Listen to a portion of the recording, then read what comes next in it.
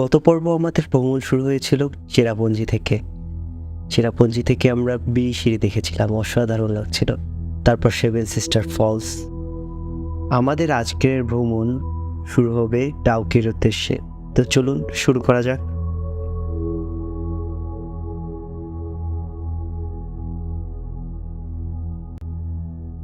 আসসালামু আলাইকুম ভিউয়ার্স, নতুন আরও একটা ভিডিওতে স্বাগতম ফ্রম মেঘালয় ট্যুরিস্ট সেন্টার। আজকের আমাদের ট্যুরটা হচ্ছে এখান থেকে ডাউকিতে, আর আমরা যে ডাউকি যাবো, ডাউকি থেকে আর ফেরত আসবো না। তো যাবার সময় পুরো রাস্তা ঘুরতে ঘুরতে আমরা ডাউকি পৌঁছে যাব, আর আসার সময় আমরা আর ফেরত আসবো না, আমরা ওখান থেকে বাংলাদেশ চলে যাব সিলেট হয়ে। তারপর আমাদের ট্যুরটা ওখানে শেষ করব। এই যে এই জায়গাটা অনেকটা দেখতে আপনার টাঙ্গুয়ার হাওরে যে একটা পাহাড় আছে না, ওই টাইপের লাগে। এখান থেকে ডাউকি আপনার প্রায় 56 কিলোমিটারের মতো।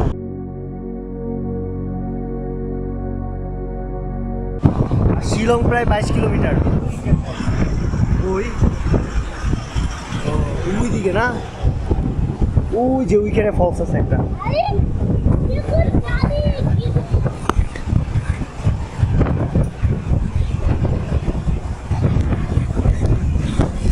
লাগে ভাই এখান থেকে।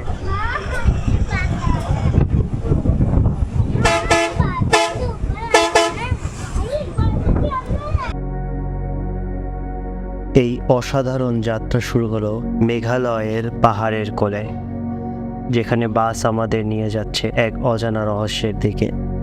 মনে হচ্ছে যেন আমরা ভেসে বেড়াচ্ছি মেঘের ভেলায় চড়ে, আমরা উড়ে উড়ে যাচ্ছি পাহাড়ের চূড়ায়। কখনো মেঘের বেলায় ভেসে যাচ্ছি, কখনো বা নিদারুণ পাহাড়ের উপর দিয়ে যাচ্ছি। বাসের চাকার নিচে যেন কেঁপে উঠছে পৃথিবী। এই রোমাঞ্চ, এই ভয়, এই সব মিলিয়ে আমাদের এই যাত্রা হয়ে উঠেছে অসাধারণ।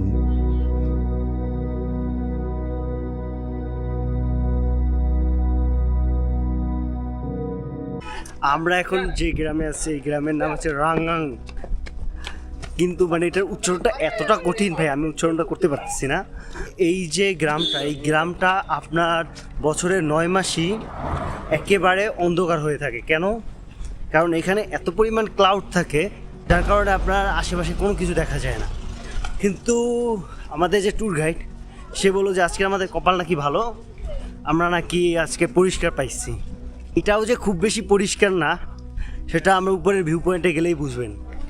কারণ এখনও এখানে প্রচুর পরিমাণে মেঘ আছে, যার কারণে আশেপাশের খুব বেশি কিছু দেখা যায় না। আর এটার যে ভিউ পয়েন্টে ঢুকতে 20 রুপি করে খরচ পড়বে। যেহেতু পরে এমনিতেও আমরা কিছু দেখবো না, এই কারণে আমরা আর কোনো টাকা খরচ করতেছি না। মানে মেঘগুলো যে উপরে উঠতেছে, কি দ্রুত উঠতেছে, এটা আপনারা এখান থেকে আন্দাজ করতে পারবেন। মেঘের ভিতর দিয়ে হেঁটে যাচ্ছি। এই জায়গাটা দেখেন সম্পূর্ণ ফাঁকা, আর এই জায়গাটা দেখেন সম্পূর্ণ মেঘে ভরা। ওইখানটা দেখেন পুরো কালো হয়ে আছে। আমার পরবর্তী প্ল্যান হচ্ছে, যদি এর পরের বার আসি, হয়তোবা একটা স্কুটি ভাড়া নিয়ে তারপর ঘুরে দেখা যায়। কারণ এভাবে করে বাসে করে করে আপনি যেখানে দাঁড়াতে চান সেখানে দাঁড়াতে পারবেন না। আর আমাদের তো ক্যাম্পিং আছেই, যে কোনো জায়গায় যে কোনো অবস্থায় আমরা ক্যাম্পিং করে ফেলতে পারি। ভালো কোনো জায়গা দেখলে ক্যাম্পিং, অসুবিধা তো নেই। এই সামনে আরও একটা জায়গা আছে, এটাকে একটা ভিউ পয়েন্ট বলা যায়। মেঘ যে আসতেছে, এই যে দেখেন মেঘ। এখানে হচ্ছে 20 মিনিট সময় দিয়েছিল, আমার মনে হয় 20 মিনিট হয়ে গেছে অলরেডি। বাহ বাহ ভাই, ভিউ পয়েন্ট তো এটা ভাই, এটা হচ্ছে ভিউ পয়েন্ট। যেগুলো কিছু দেখা যায় না, দেখেন নিচে ওইখানে গাছগাছালি থাকার কথা, কিন্তু দেখা যাচ্ছে না, কারণ সম্পূর্ণ রাস্তা মেঘে ভরে আছে। এখানে যে একটা পাহাড় আছে, তাও থাকলে আপনি বুঝবেন না। এই জায়গাটা সরে গেছিল, এই যে দেখেন এই আবার মেঘ এসে পড়ছে। পুরো ওইখান থেকে ওই পিছনের ওইটা দেখা গেছিল পাহাড়টা। কখন কোন জায়গায় খালি হয়। হ্যাঁ হ্যাঁ নিচের দেখা যাইতেছে হালকা হালকা, কিন্তু একটু আগে অনেক কিছু দেখা যাচ্ছে। এখন মনে হয় আবার দেখা যাবে, ওই যে ওইখানে আবার একটু পাতলা মেঘ আসতেছে। না, সামনে এসে এসে ওই বড় মেঘটা আটকায় দিছে।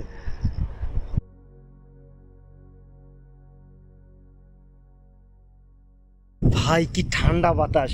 আপনারা এখন প্রায় 40 ডিগ্রিতে বসে আছেন, আর এইখানে আমি ফিল পাইতেছি 20 থেকে 25 ডিগ্রি সেলসিয়াস। দেখেন ট্রাকটা কি পরিমাণ স্ট্রাগল করতেছে উপরে উঠতে।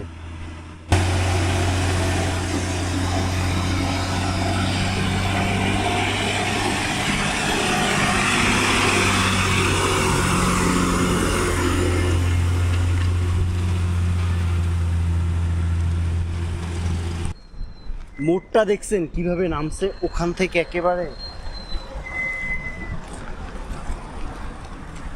খুবই ঢালু একটা জায়গা, খুবই ঢালুভাবে নেমে গেছে। সামনে আপনারা যে দেখতেছেন এটা কিন্তু কোনো টাইম ল্যাপস না, এটা এত দ্রুতই আপনার স্বাভাবিক সময়ে মেঘগুলো উপরে যাচ্ছে। কি দ্রুত এখান থেকে একটু খেয়াল করেন, মানে চুলার ধোঁয়া যেমন উপরে উড়ে ঠিক সেই গতিতে উপরে উঠতেছে। একটু আগেও জায়গাটা পুরো পরিষ্কার ছিল।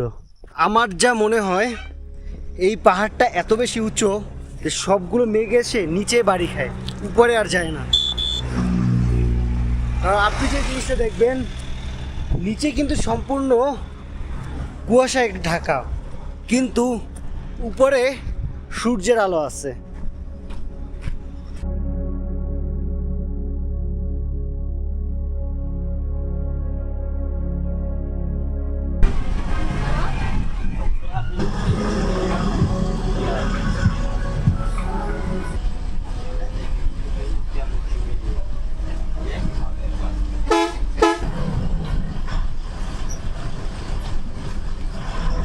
আমরা এখন যাচ্ছি হচ্ছে লিভিং রুট ব্রিজে। লিভিং ব্রিজে নামতে খুব বেশি সময় লাগে না, কিন্তু ওঠার সময় ভালো সময় লাগে। তাই আমাদেরকে বলছে যে হাতে একটা ভালো সময় রেখে তারপর যেন উপরে দিয়ে যাই আমরা। আর এই যে গ্রামটা অনেক সুন্দর একটা গ্রাম, একেবারে কিছুটা বাংলাদেশ ফিল আসতেছে।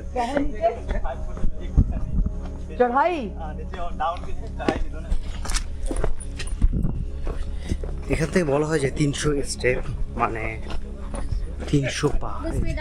অনেকটা আমাদের যে পাহাড়ি বাড়িগুলো আছে না, ওটার মতো মনে হয়। এখানে প্রত্যেক 4 পা স্টেপের পরে একটুখানি জায়গা থাকে যেখানে আপনি কিছুক্ষণের জন্য দাঁড়াতে পারবেন। আওয়াজ শুনতে পাচ্ছি, নিচে যে পানি পড়তেছে তার। আর এখান থেকে রাস্তাটা খুব বেশি মসৃণ না, সিঁড়িগুলো আগের যেমন সিঁড়িগুলো ছিল। এই কারণে পাগুলো দেখে দেখে পরের স্টেপ দিতে হচ্ছে। আমরা অবশেষে এসে পড়েছি লিভিং রুট ব্রিজে। আমার পিছনেই সামনেই হচ্ছে লিভিং রুট ব্রিজ, যেটা আপনার রাবারের যে গাছ দিয়ে তৈরি হয়েছে। যদি আমি দেখাই, এই হচ্ছে লিভিং রুট ব্রিজ, সম্পূর্ণ মাটি দিয়েই করা। এখানটা কিন্তু মাটি দিয়ে তৈরি করা।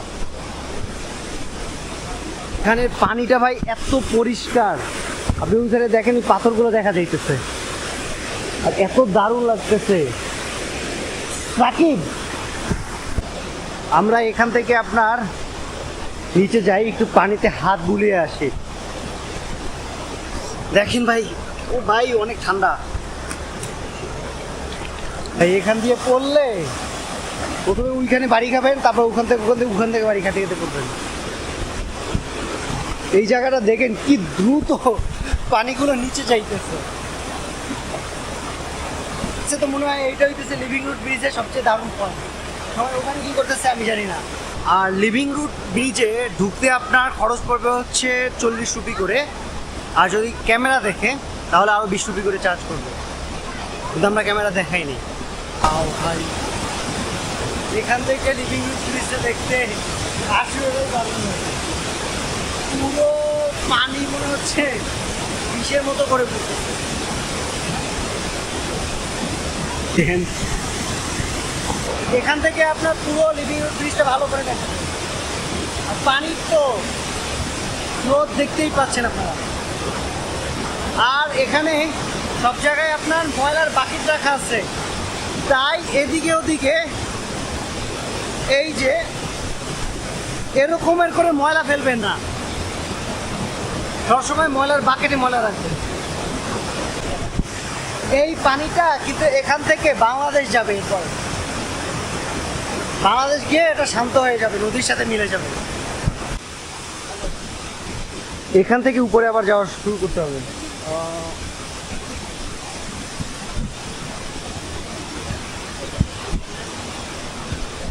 এখানটাতে আমাদের উঠতেই খুব কষ্ট হচ্ছে, তাহলে যারা মুরব্বী মানুষ তাদের যে কি পরিমাণ কষ্ট হইতেছে একটু চিন্তা করেন।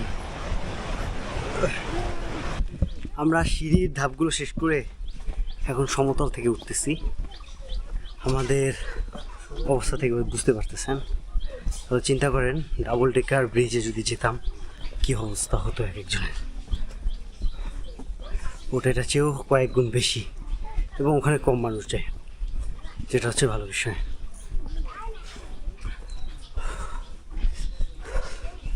রোদ পড়তেছে তো, আর কিছুটা বাংলাদেশের আশেপাশে এসে পড়ছি, তো গরম লাগা শুরু হয়ে গেছে।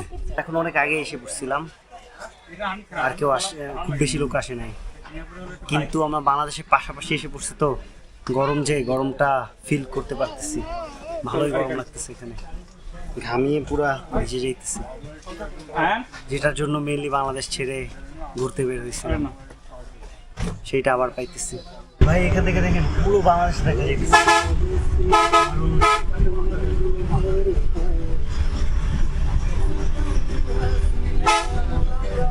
মাউলি নঙ্গে ভিলেজে, এটাকে বলা হয় এশিয়ার সবচেয়ে পরিষ্কারতম গ্রাম।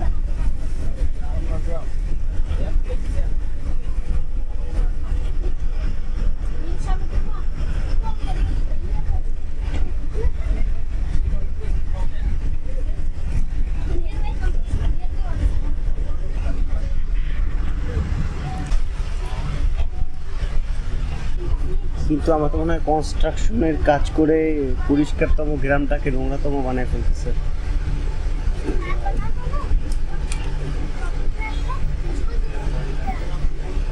আমরা এখন এসে পড়েছি মাওলেনং ভিলেজে। এটা হচ্ছে এশিয়ার সবচেয়ে পরিষ্কারতম গ্রাম তাদের মতে। প্রতিদিন সকালবেলা এবং বিকালবেলা এই গ্রামের সকল মানুষ একসাথে নেমে গ্রামটাকে পরিষ্কার করে, যার কারণে এই গ্রামটা অনেক বেশি পরিষ্কার থাকে। এটার সামনে আপনার ওই দিকে কোনো গাড়ি যেতে পারবে না। এই গ্রাম থেকে না আমাদের বাংলাদেশের গ্রামগুলোতে আমি এক ধরনের স্মেল পাই, সেই রকমের একটা স্মেল আসতেছে, যেটা আমি ইন্ডিয়ার আর কোথাও পাইছি বলে আমার মনে হয় না। পুরো বাংলাদেশে সেই স্মেলটা পাওয়া যাইতেছে।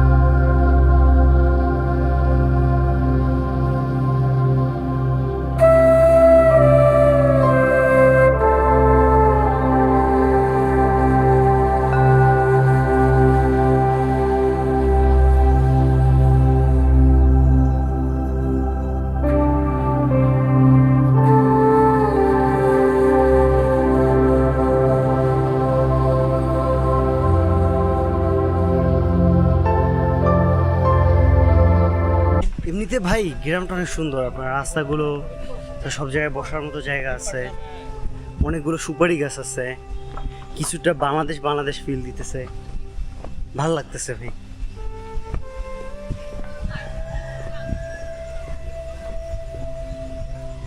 বাহ, এটাকে আরও বেশি ভালোবেসে ফেলতেছি, কারণ এটার যে মানে আবহাওয়া, ঘ্রাণ, স্মেল যা আছে সবগুলো অনেকটা বাংলাদেশের সাথে মিলে যায়। এই বাড়িটাই দেখেন কি দারুণ লাগে দেখতে,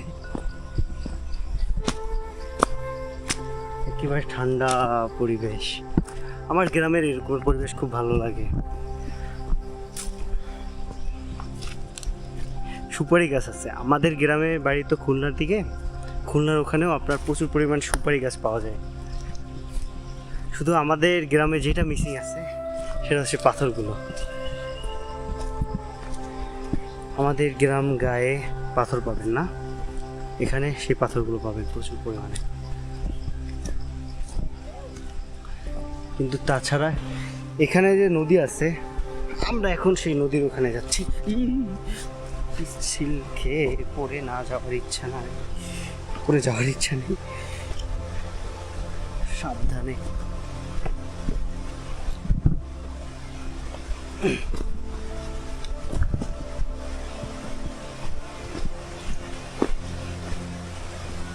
কিছুটা পাথর পাথর দেয়া আছে, সুন্দর একটা নদী, সুন্দর একটা ঝর্ণা আছে। এখানে তো আবার সবাই আসে না, আমি মাটির নিচেই তাকিয়ে আছি ভাই, পড়ার ইচ্ছা নেই।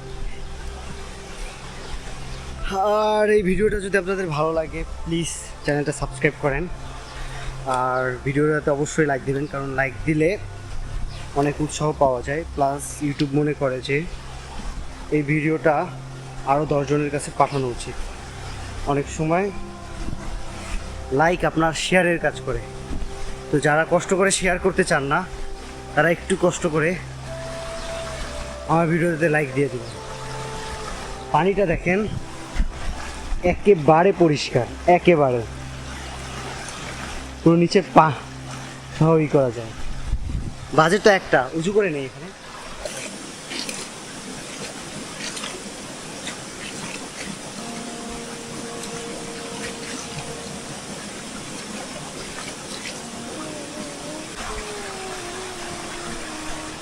ভিলেজ না হইতে পারে, বাট সুন্দর ভিলেজগুলোর মধ্যে অন্যতম, অনেক সুন্দর একটা ভিলেজ।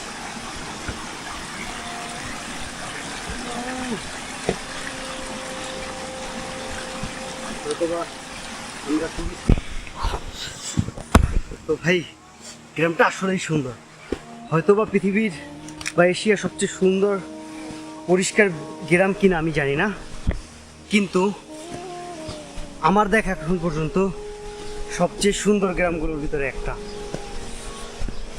আর অবশ্যই রেকমেন্ডেড, যদি সুযোগ থাকে এসে দেখতে পারেন।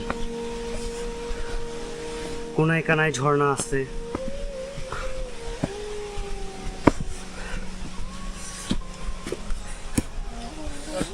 হ্যাঁ হ্যাঁ হ্যাঁ হ্যাঁ। আমরা হাত মুখ প্লাস উঁচু করে নিলাম। এখানে আপনার অনেক ফুল আছে, সেই সাদা রঙের যে ফুলগুলো আমরা বিভিন্ন জায়গায় দেখতেছি। দারুণ একটা গ্রাম ভাই।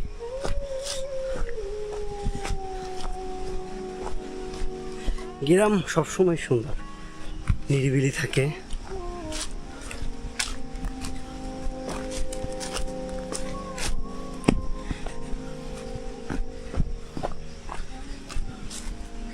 এই যে বাড়িটা দেখেন কি দারুণ একটা বাড়ি না, জঙ্গলের মাঝে।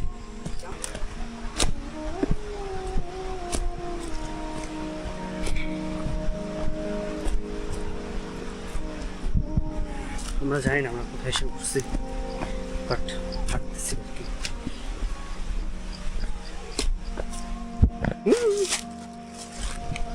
পিছিয়ে খাওয়া ধরছিলাম।